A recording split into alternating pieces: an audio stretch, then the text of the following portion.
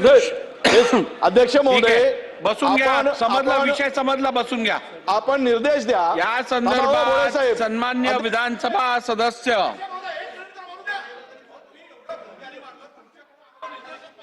समजला, आता विषय समजला, बसून घ्या.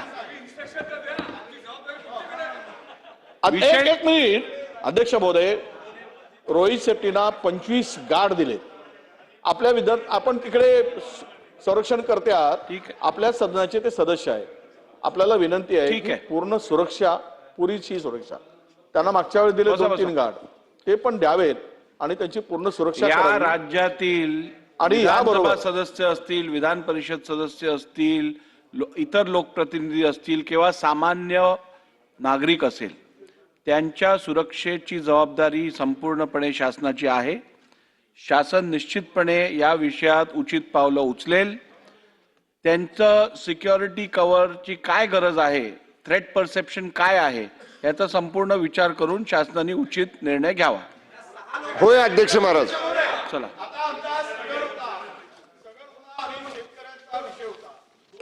स्थगन झालं नाही. ऐका ना जरा, एक मिनिट ऐका. शेतकरी, 2 शेतकऱ्यांनी आत्महत्या केल्या अध्यक्ष महोदय. 2 शेतकऱ्यांनी आत्महत्या केल्या. औचित्याचे मुद्दे. श्री संजय पुराम,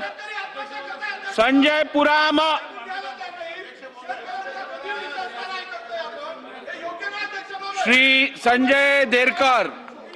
अध्यक्ष महोदय, यवतमाळ जिल्ह्यातील वणी विधानसभा क्षेत्रात वणी, मारेगाव, झरी या खान प्रभावित तालुक्यातील जिल्हा परिषद व शासकीय शाळांमध्ये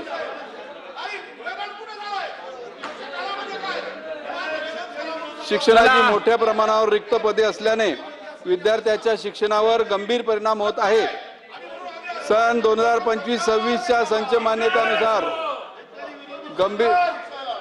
झरी जामणी तालुक्यात 305 मंजूर पदापैकी 101 पद रिक्त असून 13 शून्य शिक्षकीय शाळा आहे.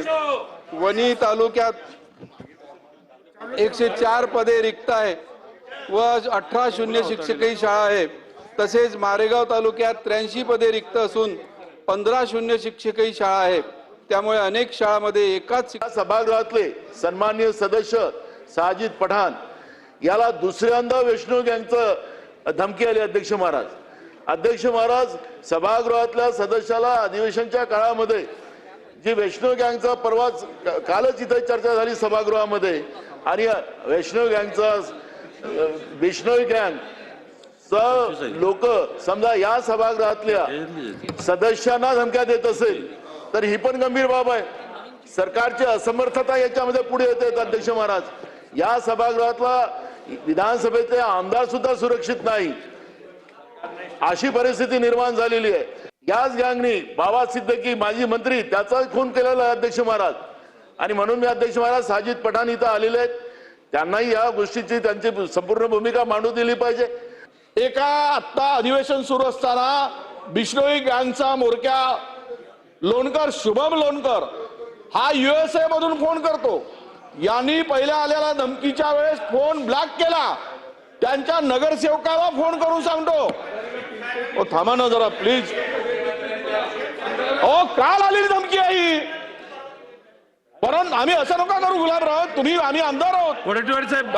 नाही मी अध्यक्ष महोदय, काल आलेली धमकी, हे फोन उचलत नाहीत त्याचा म्हणून त्या शुभम लोणकरचा USA वरून मी तुम्हाला टेप जर ऐकून दाखवली सगळी, त्याच्या ऑडिओ रेकॉर्ड आहे सगळा. अध्यक्ष महोदय USA फोन करतो आणि त्याला सांगा म्हणतो की ज्यांनी जर पैसे दिले नाहीत तर त्याला खतम करून टाकू.